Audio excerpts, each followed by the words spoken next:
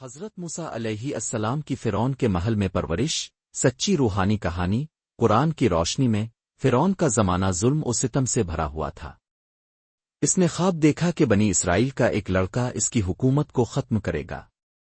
نجومیوں نے بتایا کہ بنی اسرائیل میں ایک لڑکا پیدا ہوگا جو تمہاری سلطنت کے زوال کا سبب بنے گا۔ اس پر فرعون نے حکم دیا کہ بنی اسرائیل کے ہر نومولود لڑکے کو قتل کر دیا جائے۔ اسی زمانے میں حضرت موسیٰ علیہ السلام کی ولادت ہوئی۔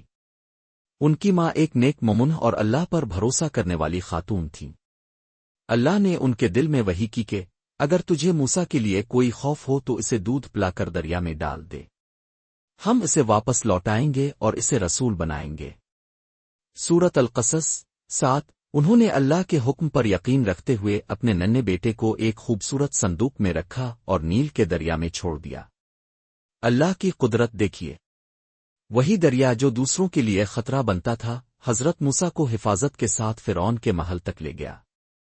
فرعون کے ملازموں نے صندوق کو باہر نکالا اور جب فرعون کی بیوی آسیہ نے ننھے بچے کو دیکھا تو ان کا دل بھر آیا۔ انہوں نے کہا، یہ بچہ میری اور تمہاری آنکھوں کی ٹھنڈک ہے، اسے قتل نہ کرو، شاید یہ ہمیں فائدہ دے، ہم اسے بیٹا بنا لیں۔ سورۃ القصص 9۔ فرعون کچھ ہچکچایا مگر بیوی کی محبت غالب آئی اور حضرت موسیٰ کو محل میں رکھ لیا گیا۔ ادھر حضرت موسیٰ کی ماں کا دل تڑپ رہا تھا۔ اللہ نے ان کے دل کو صبر دیا اور پھر ایسا معجزہ ہوا کہ حضرت موسیٰ کسی عورت کا دودھ نہیں پی رہے تھے۔ بالآخر فرعون کے محل والوں نے اعلان کیا کہ کوئی ایسی عورت ہو جو اس بچے کو دودھ پلا سکے۔ اللہ نے حضرت موسیٰ کی بہن کو اس جگہ بھیجا اور اس نے کہا، میں ایسی عورت کو جانتی ہوں جو اسے دودھ پلا سکتی ہے۔ یوں حضرت موسیٰ کی ماہی کو محل میں بلا لیا گیا اور وہ اپنے ہی بیٹے کو دوبارہ گود میں لے آئیں، اللہ کے وعدے کے مطابق۔ سبق: اللہ اپنے بندوں کو کبھی تنہا نہیں چھوڑتا۔